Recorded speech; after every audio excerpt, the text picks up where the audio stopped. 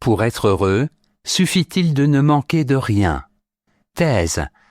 Si rien ne me manque, tant sur le plan matériel que sur le plan spirituel, je suis nécessairement heureux. Antithèse. Il ne suffit pas de posséder, encore faut-il savoir se servir, à bon escient, des dons de la fortune. Thèse. Pour être heureux, il faut ne manquer de rien. En effet, le succès et la réussite sont le plus grand des biens et procurent le bonheur. Pour réussir, il suffit de posséder les biens nécessaires, tels la richesse et la santé. Donc les biens produisent le bonheur.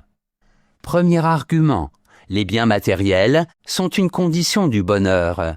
Lorsque l'on recherche ce qui permet à l'homme d'être heureux, on s'aperçoit que c'est la possession des biens. Or, quelles sont les réalités qui sont pour nous des biens? Incontestablement, la richesse, la santé, la beauté, la haute naissance, le pouvoir et les honneurs. Nanti de ces biens, un homme ne peut pas ne pas être heureux. Deuxième argument, sans agrément, il n'existe nul bonheur possible. Le bonheur est plénitude, il est plein d'agréments, et seule la possession des biens procure ces agréments. Donc le bonheur ne peut que résulter de cette possession, car nul ne peut sérieusement soutenir qu'une vie dépourvue de tout agrément puisse être une vie heureuse. Troisième argument, les divers biens produisent le bonheur. Comme le fera remarquer, non sans humour, Aristote dans l'Éthique à Nicomaque, pour être heureux, il vaut mieux être beau, jeune, riche, intelligent et bien portant, que laid, vieux, pauvre, malade et sans amis. La formule, qui aura du succès, n'est pas seulement une boutade. Elle rejoint l'idée exprimée ici par Eutydème. Le bonheur est l'état de celui qui possède suffisamment de biens. En bref, pour être heureux, il est nécessaire de posséder les conditions de possibilité du bonheur, à savoir la richesse, la puissance, la santé et les honneurs. Ne manquer de rien, c'est obligatoirement être heureux. Antithèse, seule la sagesse peut conduire au bonheur. En effet, ce ne sont pas les biens qui procurent le bonheur, mais l'usage que l'on en fait. Peu de biens intelligemment utilisés favorisent plus la félicité que de nombreux biens et talents dont on ne sait tirer profit. Premier argument, posséder ne suffit pas. Supposons, nous dit Platon, un charpentier ayant à sa disposition tous les outils nécessaires, tout le bois dont il a besoin, mais ne pouvant pas fabriquer de charpente. Ce charpentier peut-il être heureux? Non, puisque les biens dont il dispose ne lui sont d'aucune utilité. Pour qu'il soit heureux, il faut qu'il puisse faire bon usage de ce qu'il possède. Deuxième argument, l'usage seul suffit à garantir le bonheur. Il est préférable de s'abstenir d'agir que d'utiliser un bien alors que l'on manque d'expérience. L'on risque en effet l'échec. Quel intérêt est pour nous le reste des biens quand nous font défaut l'intelligence et le savoir, dit Platon. Le pouvoir-faire dépend toujours d'un savoir-faire.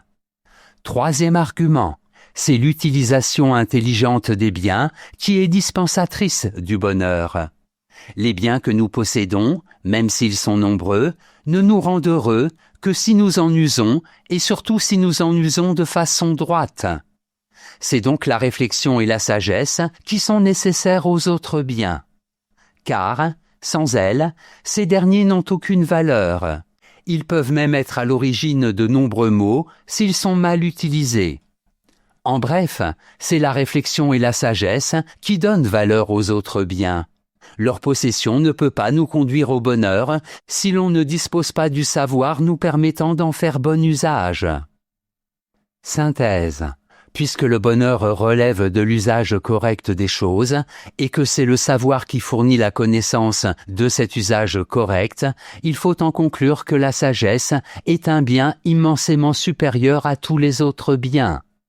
C'est pourquoi, pour être heureux, il faut en premier lieu apprendre la sagesse, l'aimer comme étant le bien suprême. En effet, contrairement à ce qu'aime à croire le sens commun, le bonheur ne peut pas raisonnablement être atteint si l'on fait fi du savoir et de la vertu. Ainsi, la recherche des conditions de possibilité d'une vie heureuse renvoie à la question de savoir si la vertu peut s'enseigner. Socrate clôt le dialogue en invitant son dernier interlocuteur à faire de la philosophie son occupation principale et à y exercer, selon le dicton, sa personne aussi bien que les tout-petits. Note et commentaire. Bien, ce que l'on peut posséder. Il ne s'agit pas seulement des biens de consommation. Ainsi, le savoir, la vertu, la vérité sont également des biens.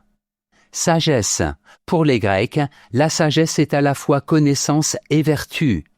Au temps d'Homère, l'homme sage était celui qui maîtrisait plusieurs techniques.